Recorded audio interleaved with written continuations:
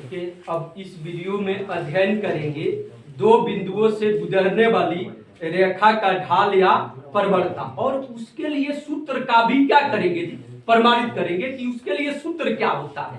और आप लोगों से बार बार कहा जा रहा है कि ज्यादा से ज्यादा चैनल को सब्सक्राइब करें ताकि आपके पास सभी नोटिफिकेशन पहुंचते जाए और उसका लाभ उठाएं। क्लियर है? और शेयर करें।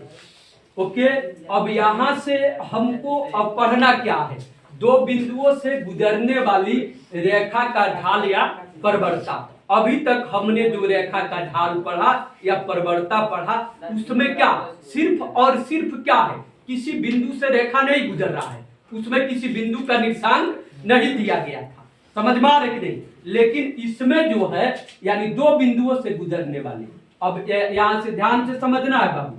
ओके, यक्स हो गया और यह यक्स डैश हो गया, यह मूल बिंदु या वाई हो गया, यह वाई डैश हो गया। क्लियर है जी? तो दम है तो कुछ बंदी दिखाओ। क्लियर है? कोई प्रॉब्लम नहीं है? पूरी उमंग के साथ पढ़ाई करना है जी। ओके, कोई प्रॉब्लम नहीं है? यानी अंदर से बिल्कुल उत्साह के साथ, ऐसा नहीं कि लगता है कि अंदर से उत्साह ही नहीं है। समझ में आ रहे? बिल्कुल हृदय से किसी भी काम को हृदय से करना है ताकि उसमें पूरा मन लगे। समझना ध्यान से। क्लियर है?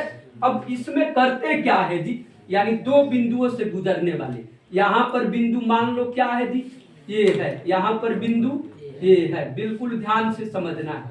यहाँ पर बिंदु ए है और यहाँ पर बिंदु बी है, यहाँ पर बिंदु बी है। ओके, ए का निर्देशांक x1, y1 है और बी का निर्देशांक x2, y2 है। अंत तक वीडियो को देखना है, तब जाकर समझ में आएगा। ओके, अब यहाँ पर क्या है जी, यहाँ से ए और बी को मिला दिए हम, ए और बी को मिला दिए, और यहाँ पर ए और बी को जो मिलाया रेखा वही तो सरल रेखा है। अब यहाँ पर इस सरल रेखा की प्रवणता ज्ञात करना है जो ए और बी से गुजर रहा है। इसके अगले वीडियो में ऐसा नहीं कहा गया था कि रेखा की प्रवणता ज्ञात करना है जो दो बिंदुओं से गुजरता है। वहां पर किसी बिंदु का जिक्र नहीं था, वहां पर सिर्फ और सिर्फ किसका जिक्र था जी, कि थीटा का जिक्र था, किसी कोण का जिक्र था। लेकिन यहाँ पर क्या है, यानी उस रेखा की प्रवणता ज्ञात करना है जो दो बिंदुओं से होकर गुजरता है। यहाँ पर क्या है, बिंदु ए से रेखा जा रहा है, कहां तक जा रहा है जी, बिंदु बी तक जा रहा है। क्लियर है?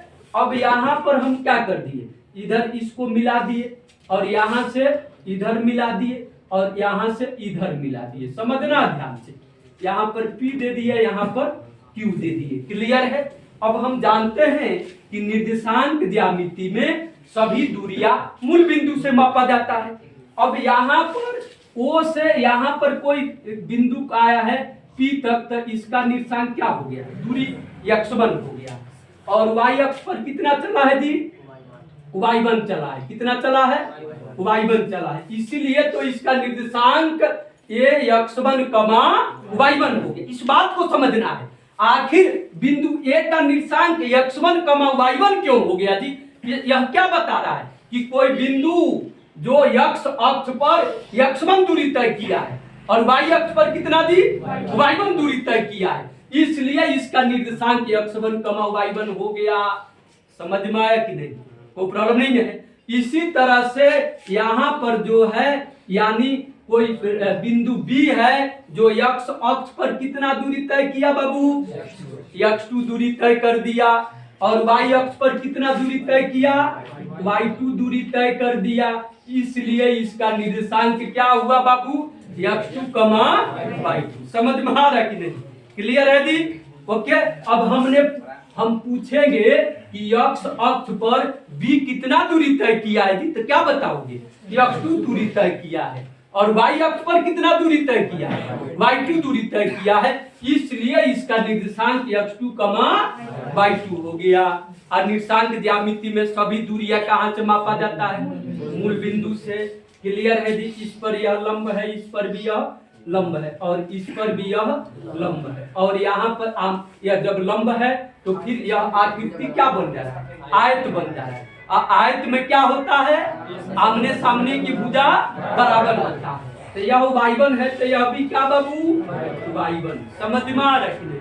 कोई प्रॉब्लम नहीं है जी, क्लियर है। अब हमको PQ पकड़ना है फ्रॉम फिगर, यानी फिगर से पकड़ेंगे क्या जी, PQ पकड़ेंगे। तो यहाँ पर देख रहे हैं कि दिया क्या है जी, यानी PQ, यहाँ पर ध्यान से समझना है, यानी OP बराबर क्या बाबू x1, अब फिर से OQ बराबर क्या दिया है, x2 दिया है। क्या दिया है जी, x2 दिया है, बिल्कुल ध्यान से समझना है। तो फिर अब यहाँ से क्या लिखेंगे, यानी OQ बराबर क्या लिख सकते हैं बाबू, देखो फ्रॉम आकृति को देखना है, OP प्लस PQ, यानी OP प्लस क्या बाबू PQ। समझ में आ रहा है कि नहीं, क्लियर है जी। अब OQ का मान कितना है बाबू x2, अब OP का मान कितना है x1 हो गया।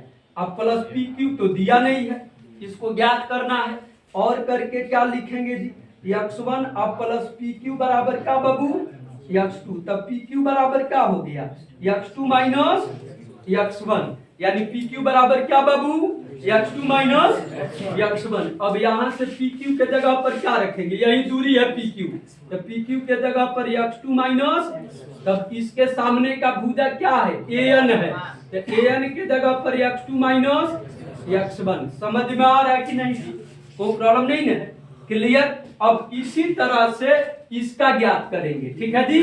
अब क्या ज्ञात करेंगे हम, BN ज्ञात करेंगे। तो इसमें देख ले रहे, समझना ध्यान से कैसे फॉर्मूला आ रहा है।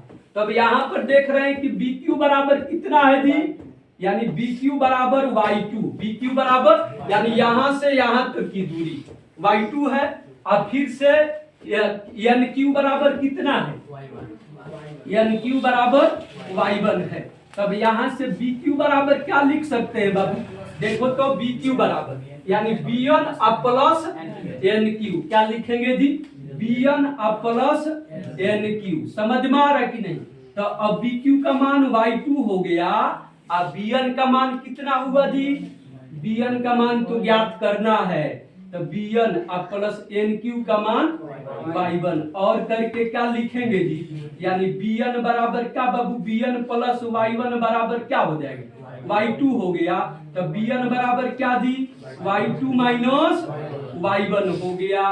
क्लियर है जी, यानी इसका मान क्या आ गया बाबू, यहाँ से BN, यानी इसका मान कितना आ गया, यह टोटल y2 है ना जी, यानी यह टोटल क्या है y2 है, तो इसका मान y2 माइनस y1 आ गया। अब हम जानते हैं कि सिंपल रेखा की परवरता, यानी m बराबर क्या जी tan थीटा, अब m बराबर tan थीटा बराबर P बटा B। आ जाओ त्रिकोणमिति में, तब tan थीटा बराबर P का मान कितना है जी, इसमें y2 माइनस y1, तो y2 माइनस y1। समझ में आ रहा है कि नहीं मेरे भाई बहन। अब B का मान कितना है, तब x2 माइनस x1, यही रेखा की परवरता हो गया। किस रेखा की परवरता जी, जो दो बिंदुओं से होकर गुजर रहा है, उस रेखा की परवरता के लिए सूत्र हो गया। समझ में आ रहा है कि नहीं, कोई प्रॉब्लम नहीं है। यदि किसी को नहीं समझ में आया होगा तो वीडियो में कमेंट करके बताना। क्लियर है, ओके, कोई प्रॉब्लम नहीं है जी, ओके, धन्यवाद। समझ में